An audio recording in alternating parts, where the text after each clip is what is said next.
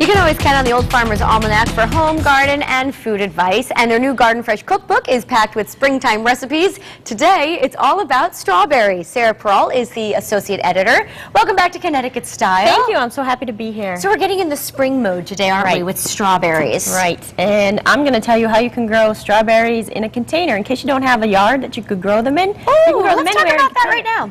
I've got a strawberry jar with me. I've never seen one of these before. And what you do is you want to fill it with 2/3 potting soil, 1/3 compost, mix it together. Okay. Fill it up to the first pocket, which would be one of these two. Okay. And then you would stick your strawberry plant right in here, continue filling and sticking your strawberry plants in. You can put some on the top. Oh. And then it needs about 1 to 2 inches of water during the growing season, and you would water the pockets. And you don't want your soil to be too soggy, but you want it to be moist. I love it. So in case you don't have a yard, this is a perfect idea. Maybe on a balcony? Or on your back deck, even if you don't want to put them in your yard because they spread pretty far. So you can just grow them in a container. Keep them contained. I love that idea. Terrific. All right. Well, we have our strawberries that we just picked. Right.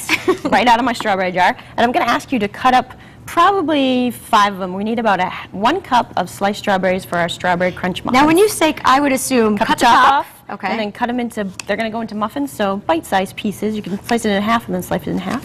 Sure. I'm not exactly a chef. No, yet, no, just cut them into pieces. We could get them into pieces for you. And my crunch topping is already mixed together. It's got some melted butter, oatmeal, brown sugar, pecans, and a little flour. Ooh, that sounds lovely. And in the muffin itself, I've got whole wheat flour plus all-purpose flour.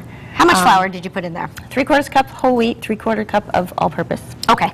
And then a teaspoon of cinnamon. We have 2 teaspoons of baking powder, 1/2 cup of sugar. Great. Wet ingredients. I've got some melted butter, which I'm going to add some milk, some vanilla.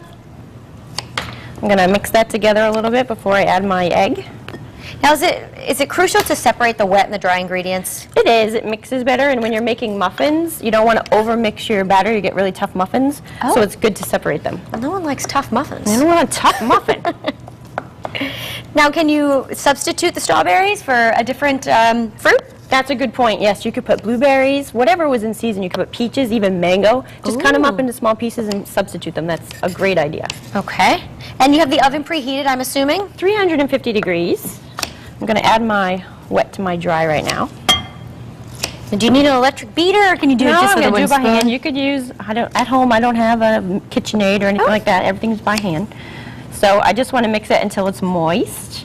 The cookbook has over 325 recipes for you to use your fresh produce that you grew or maybe got at the farmer's market. Now, is it just desserts, or you can find just about anything in the cookbook? You can find everything from appetizers, brunch items, breads, canning. The whole day long you can cook out of this cookbook. All right. And I'm gonna, you want to throw those in there, and I'm gonna zest. Is this enough? Are they small enough? What do you think? They're small enough. You can throw those in, and I'm gonna zest with this lemon that I have. A little more flavor. Look at that, it's a zester. Zester, right. How handy. All right. Oh, they smell really nice. It's the lemon, I think. And the cookbook, it's been out for about 2 months. We're getting a really great response because people are trying to get more fresh produce into their diet. Makes sense. So, I don't want to overmix this too much, but I do need to fold in my strawberries. Because you'll smush them otherwise, won't you? I will. We don't want that. Smush strawberries. And then I've got my muffin tin, and I'm just going to start loading them up.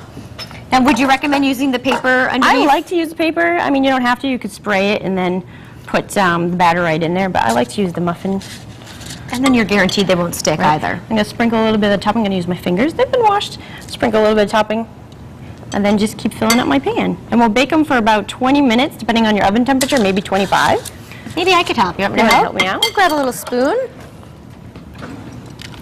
Well, I have a plastic spoon. That'll work. All right. So, Sarah, let me ask you, what is another one of your favorite recipes in the cookbook? I really enjoy the cheesy apple squares. Ooh. I guess maybe cheese and apple pie is pretty popular, but I had never tried it before. What a unique combination. I've never tried that either. So it's really kind of like an apple brownie mixed in with apple crisp all together in one pan. Oh, delish. It's great. So there's a lot of unique recipes in the cookbook. Right, and we have a couple garden spreads, how to plant a beginning vegetable garden, how to plant a kitchen herb garden, an edible flower garden, and then a berry garden if you need more information about growing berries. Great. All right, well, we have a little less than a minute time, so I'll let you finish that, and that's going to cook for about how long? 20 to 25 minutes, depending on your oven at home. Okay, I forgot the crispy there. That's all right, I'm doing that for you. Thank you.